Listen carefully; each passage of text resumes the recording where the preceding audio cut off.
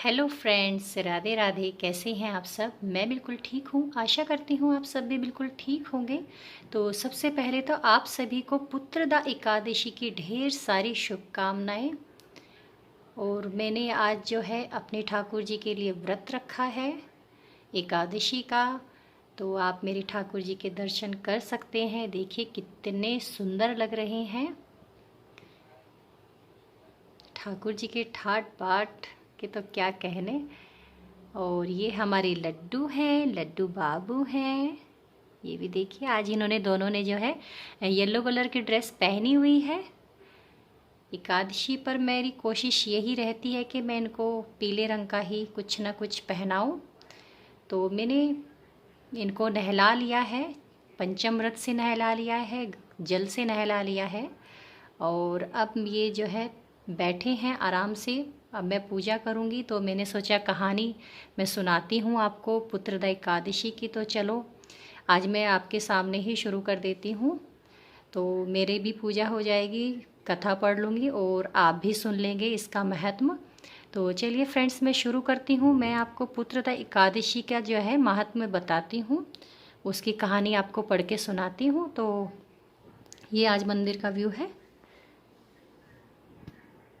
ये हमारे शालिग्राम जी बैठे हुए हैं, ये देखिए।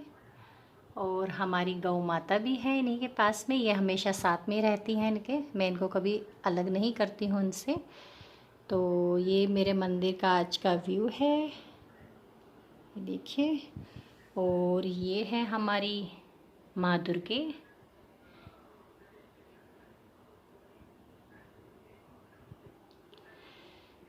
तो चलिए फ्रेंड्स, हम अपनी जो है पुत्रदा एकादशी की कथा आपको सुनाती हूँ। धर्मराज युधिष्ठिर बोले कि हे भगवान, अब आप मुझे श्रावण माह के शुक्ल पक्ष की एकादशी की कथा सुनाइए। इस एकादशी का नाम तथा इसकी विधि क्या है, सो विस्तार पूर्वक कहिए। श्री मधुसूदन बोले कि हे राजन, अब आप शांति पूर्वक श्रावण माह के शुक्ल पक्ष की एकादशी की कथा सुनिए। इस कथा के प्रभाव मात्र से ही वाजपेयी यज्ञ का फल मिलता है। द्वापर युग में प्रारंभ में महिष्मती नाम की नगरी में महीजीत नाम का एक राजा पुत्रहीन था। वह सदैव चिंताग्रस्त रहा करता था। उसे यह राज्य दुखदायी लगने लगा था क्योंकि उसको पुत्र नहीं था, क्योंकि पुत्र के बिना इस लोक में और परलोक दोनों में ही सुख नहीं होता। राजा के पुत्र की प्राप्ति के लिए वह बड़े ही यत्न किए, परंतु निष्फल ही गए। जब वह राजा वृद्ध होने लगा तो उसकी चिंता और भी बढ़ने लग गई। एक दिन राजा ने प्रजा को संबोधन करते हुए कहा कि ना ही तो मैंने अपने जीवन में पाप किया है और ना ही अन्यायपूर्वक प्रजा से धन एकत्र किया है। ना मैंने कभी देवता और ब्राह्मणों को का किसी का धन छीना है और ना ही किसी की धरोहर ली है। मैंने प्रजा को सदैव अपने पुत्र की भांति ही पाला है। मैंने अपराधियों को पुत्र और बांधवों की तरह दंड दिए हैं। मैंने अपने किसी से भी राग द्वेष नहीं किया है, सबको समान ही माना है। इस प्रकार धर्मयुक्त राज्य करने पर भी मुझे इस समय महादुख भोगना पड़ रहा है। सो इसका कारण क्या है, मेरी कुछ भी समझ में नहीं आ रहा। राजा महिजीत की इस बात को विचारने के लिए मंत्रीगण आदि वन को चले गए। वहां वन में जाकर उन्होंने बड़े बड़े मुनियों के दर्शन किए। फिर वे वयोवृद्ध और धर्म के ज्ञाता महर्षि लोमश के पास गए। उन सब ने उनके सामने जाकर उनको प्रणाम किया और उनके सम्मुख बैठ गए। उनसे विनय करने लगे कि हे देव, हमारे अहोभाग्य है कि हमें आपके दर्शन प्राप्त हुए हैं। इस पर लोमश ऋषि कहते हैं कि ब्राह्मणों, आप लोगों की विनय और आपके सद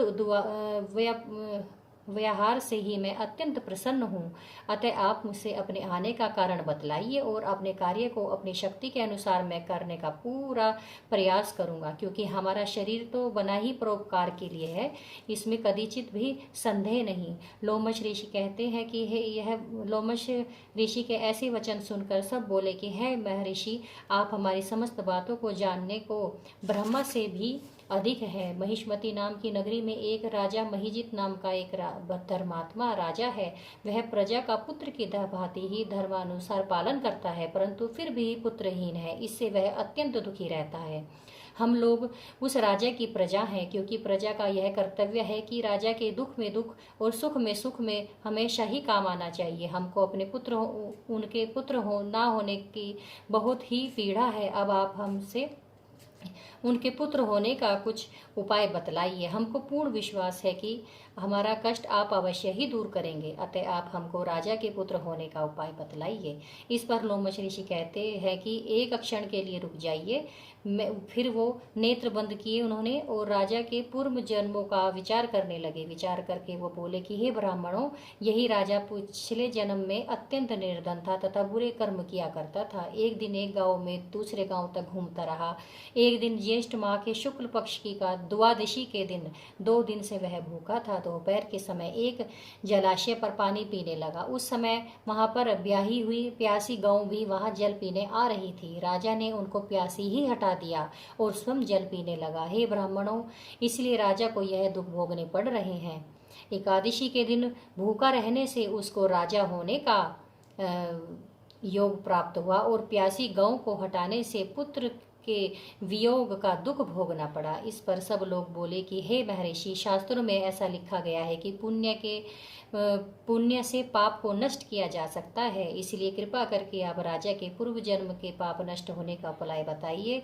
इसलिए आप पाप के अक्षय होने से पुत्र रत्न की प्राप्ति कैसे होगी। ब्राह्मणों के ऐसे वचनों को सुनकर लोमश ऋषि बोले कि हे ब्राह्मणों, यदि आप शरण माह के शुक्ल पक्ष की पुत्रदा एकादशी को आप सब लोग व्रत करो और रात्रि को जागरण करो तो इस व्रत के प्रभाव से पुत्र उनको राजा को अवश्य ही प्राप्त होगा। मंत्रियों सहित सभी लोग महर्षि लोमश के ऋषि के वाक्यों को सुनकर प्रसन्नता पूर्वक अपने नगर को वापस चले गए। उन सब लोगों ने श्रवण मास के शुक्ल पक्ष की पुत्रदा एकादशी का व्रत किया और लोमश ऋषि की आज्ञा अनुसार विधि पूर्वक व्रत किया और द्वादशी को उसका फल राजा को दे दिया। उस पुण्य के प्रभाव से ही रानी ने गर्भ को धारण किया और 9 महीने पश्चात उनको एक अत्यंत तेजस्वी पुत्र प्राप्त हुआ। हे राजन, इसलिए यह एकादशी का नाम पुत्रदा पड़ा है। जो मनुष्य पुत्र रत्न को प्राप्त करना चाहते हैं उन्हें यह एकादशी का व्रत